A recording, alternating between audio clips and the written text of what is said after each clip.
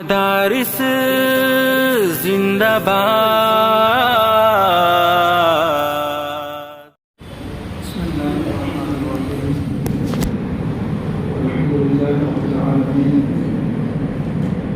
والصلاة والسلام على سيد الأنبياء والمرسلين وعلى آله وصحبه أجمعين.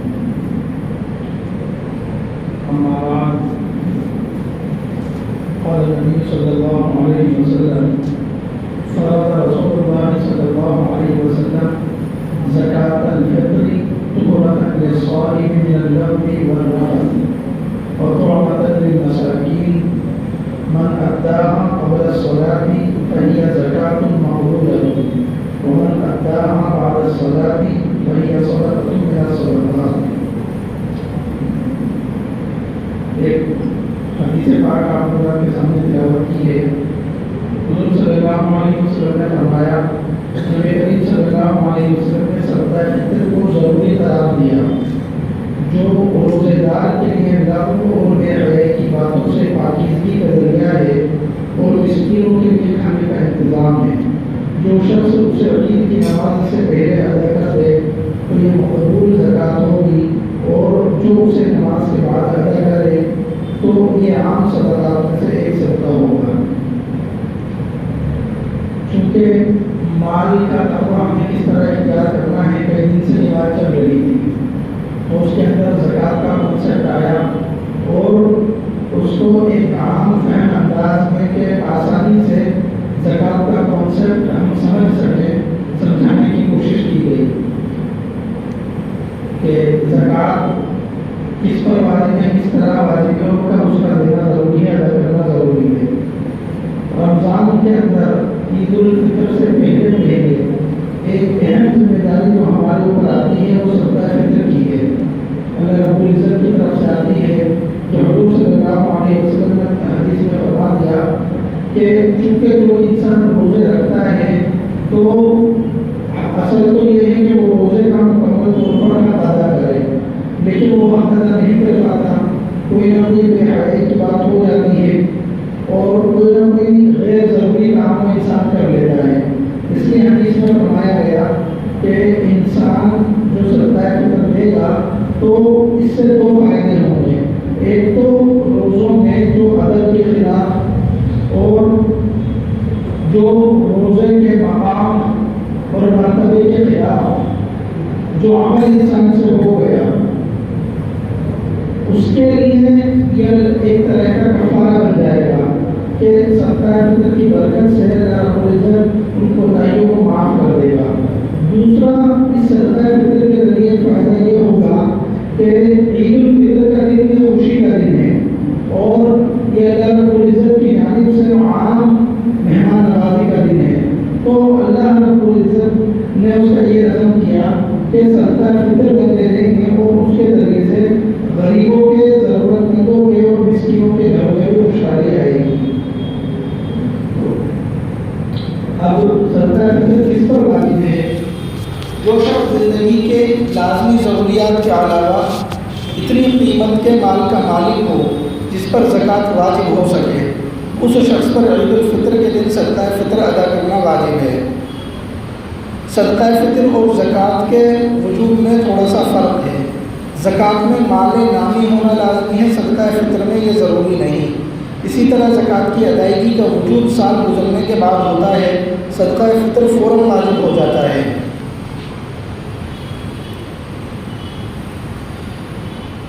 یعنی جو مال زکوٰۃ کا بتلایا تھا کہ اتنی کوانٹٹی میں مال ہو نصاب کے برابر، اتنا مال جس شخص کے پاس ہے اس پر صدقہ فطر واجب ہے.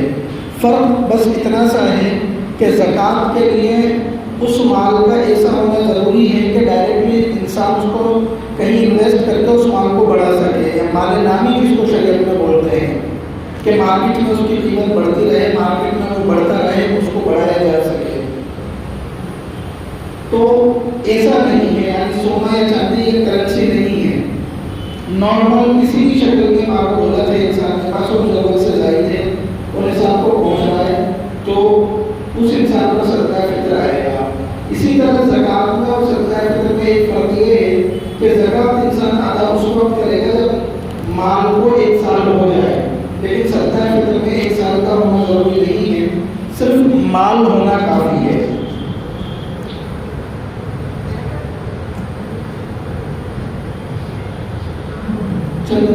مسائل ہیں صدقہ فطر کے وہ بتائے جا رہے ہیں۔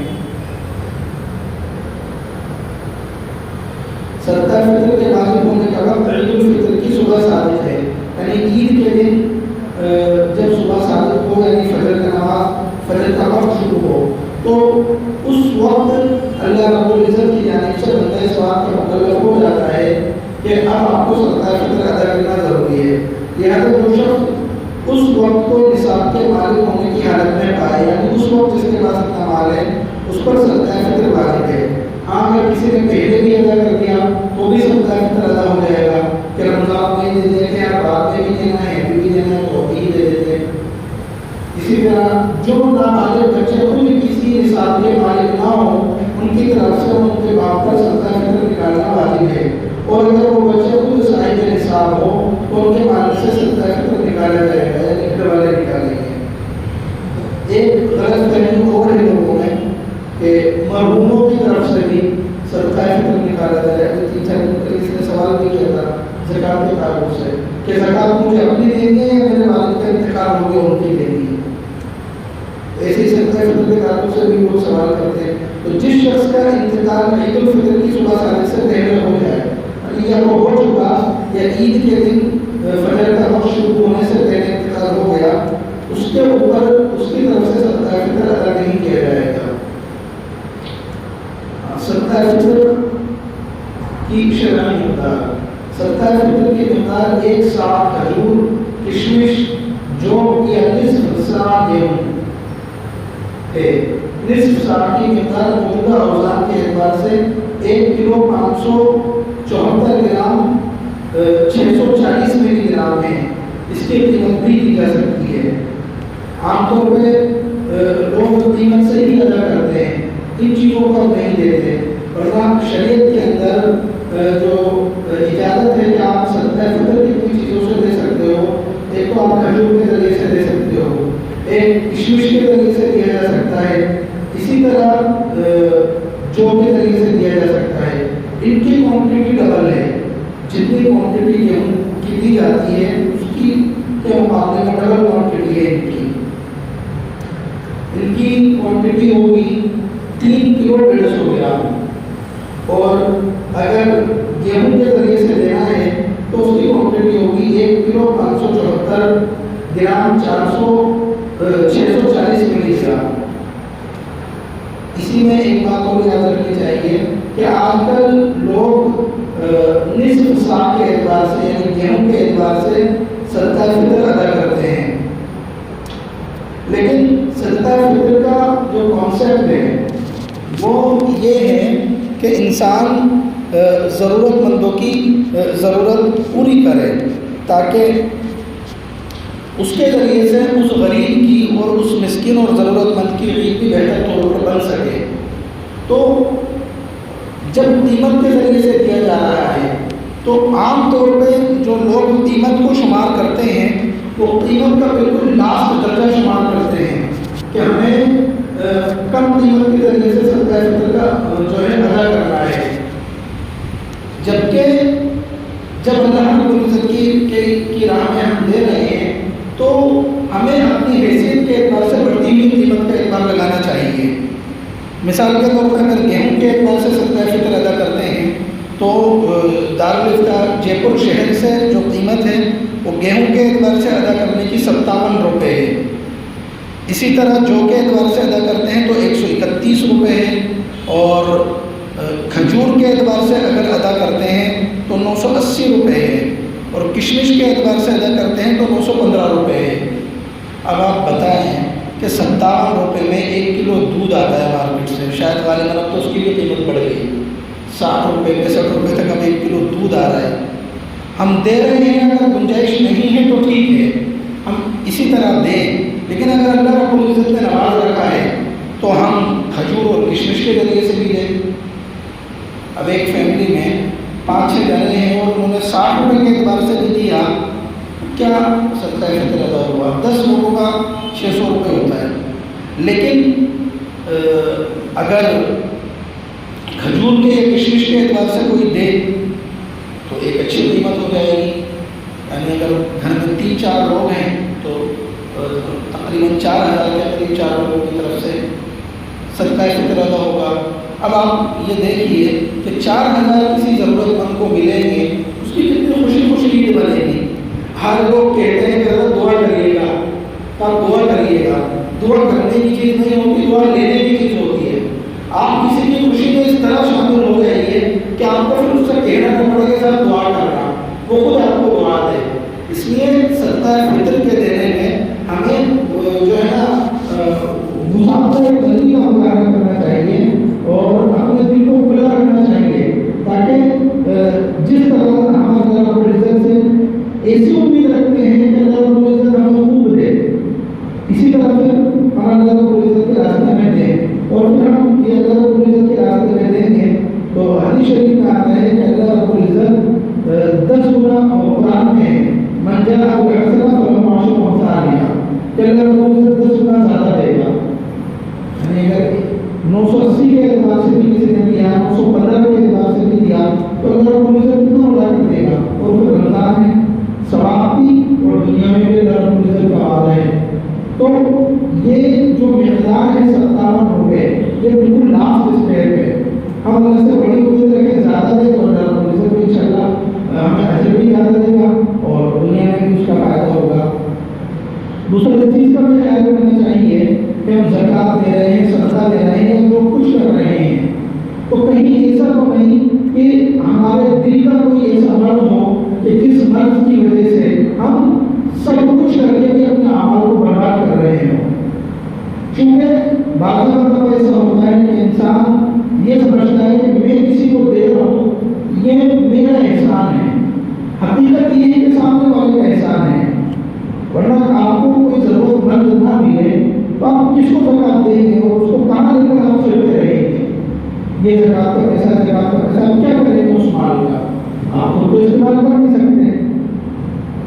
قرآن کے اندر الذین ينفقون اموالهم فی سبیل اللہ، وہ لوگ جو اپنے مال کو اللہ کے راستے میں خرچ کرتے ہیں، ثم لا يتبعون ما انفقوا منا ولا اذى، پھر اس کے بعد اپنے خرچ کیے ہوئے مال پر وہ نہ تو احسان جتلاتے ہیں نہ کسی کو تکلیف پہنچاتے ہیں۔ یعنی دھیان رکھنا میں جو ہے نا آپ سالانہ آپ کو کچھ نہ کچھ دیتا ہوں یا کہیں اس کو ذلیل کرتے ہیں، بھولنے کا احسان اس طرح سے نہیں کرتے، بس دے دیا آپ کے اور اللہ کے بیچ کی بات ختم۔ تو ان کے لیے تو اللہ رب العزت کے پاس اجر ہے، لہم اجرهم عند ربهم، اور وہ اجر کیا ہے؟ ولا خوف علیہم ولا هم يحزنون، نہ تو قیامت کے دن ان پر کسی طرح کا کوئی خوف ہوگا اور نہ کسی طرح کی وہ ٹینشن اور غم میں ہوں گے۔ جس دن سب ٹینشن میں ہوں گے، سب غم اور پریشانی میں ہوں گے، اس دن اللہ رب العزت ان کے دلوں سے خوف بھی ختم کر دے گا کسی کا، اور غم اور ٹینشن بھی ختم کر دے گا، بالکل فریش ہوں گے وہ لوگ۔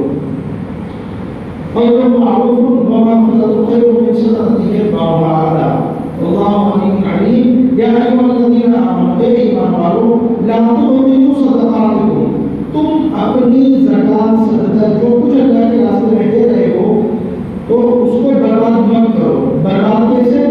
بالمن والاذى، احسان جتا کر اور کسی کو تکلیف پہنچائیے، جس کو آپ دے رہے ہو کسی بھی طرح سے کسی بھی عزت سے آپ اس کو تکلیف پہنچا دی تو وہ آپ صدقہ پورے برباد ہو گئے۔ اس لیے ہم اس چیز کو اللہ کو عزت سے احساس سمجھیں کہ ہم کسی کو دے رہے ہیں، کوئی لے رہا ہے، تو اس میں یہ اللہ رب العزت کی ایک عطا ہے کہ کوئی لے رہا ہے، اس میں ہمارا کوئی کمال نہیں ہے۔ اللہ رب العزت اس کو الٹا بھی کر سکتا تھا کہ وہ دینے والا ہوتا، ہم لینے والے ہوتے۔ اس لیے ایسا نہ ہو کہ ہمارے اعمال ان کے ذریعے سے برباد ہو جائیں۔ دوسرا، کل تھوڑی سی بات کی گئی تھی کہ جو پیشہ ور فقیر لوگ ہیں ان کے تعلق سے میں آپ کو کچھ چیزیں بتلاتا ہوں۔ دارالفتہ دارالعلوم دیوبند کا فتویٰ ہے، میں آپ کو وہ بتلاتا ہوں۔ ایسے لوگ جو حقیقت میں ضرورت مند اور محتاج نہ ہو بلکہ بھیک مانگنا ان کا پیشہ بن گیا ہو، یعنی بزنس بن گیا ہو، اسی پر وہ ڈپینڈ ہو گئے ہوں، ان کے لیے بھیک مانگنا حرام ہے اور ان کو دینا ناجائز ہے۔ یہ کلیئر بات ہے، آپ اس کو کچھ نہ کہیں لیکن دے بھی نہیں، آپ اس سے معذرت کر دیں کہ بھائی ابھی چلیے آپ لہذا صورت یعنی کسی نے سوال کیا تھا صورت مسئولہ میں شہروں میں سڑکوں پر ٹرافک سگنلز کے قریب جو لوگ بھیک مانگتے ہیں اور ان کے بارے میں کوئی جانتا نہ ہو کہ یہ فقیر نہیں ہیں بلکہ پیشہ ور ہیں تو ان کو بھیک نہیں دینی چاہیے. بہت سیدھی سی بات ہے. اسی طرح سے مولانا خلیل احمد سہارنپوری احادیث کی روشنی میں مولانا خلیل احمد سہارنپوری وہ ہیں جو حضرت شیخ الحدیث مولانا زکریا رحمۃ اللہ علیہ جنہوں نے فضائل اعمال لکھی ہے ان کے بھی بڑوں میں ہیں, ان کے والد کے بھی بڑوں میں ہیں, اتنے بڑے عالم دین. وہ حدیث کی روشنی میں فرماتے ہیں اس زمانے میں اکثر لوگوں کو دیکھا جا رہا ہے, یعنی وہ اپنے زمانے میں کہہ رہے تھے کہ بہت سا مال ہونے کے باوجود انہوں نے بھیک مانگنے کا پیشہ بنا لیا ہے, تو ایسے لوگوں کے لیے بھیک مانگنا حرام ہے اور ان کو دینا بھی حرام ہے. اب ہم چاہے 1 روپیہ دے رہے ہیں پیشہ ور لوگوں کو, 2 روپے دے رہے ہیں, 5 روپے دے رہے ہیں, اور وہ پوری ایکٹنگ کرتا ہے سامنے والا, وہ بہت بڑا ایکٹر ہے, وہ فلم کے ایکٹر فیل ہو جائیں گے ان کے سامنے. لیکن پھر میں وہی بات دہراؤں گا کہ کہیں ایسا تو نہیں کہ اس کو دے کر ہم گناہ کے کام میں کوئی مدد کر رہے ہیں. ایسے بھکاریوں کو کیسے منع کریں یہ بھی یاد رکھنا چاہیے. انہیں پیار محبت سے سمجھایا جائے کہ دیکھو بھیک مانگنے کی عادت بنانا اچھی بات نہیں. اوپر والا یعنی دینے والا ہاتھ نیچے والے یعنی مانگنے والے ہاتھ سے اچھا ہے.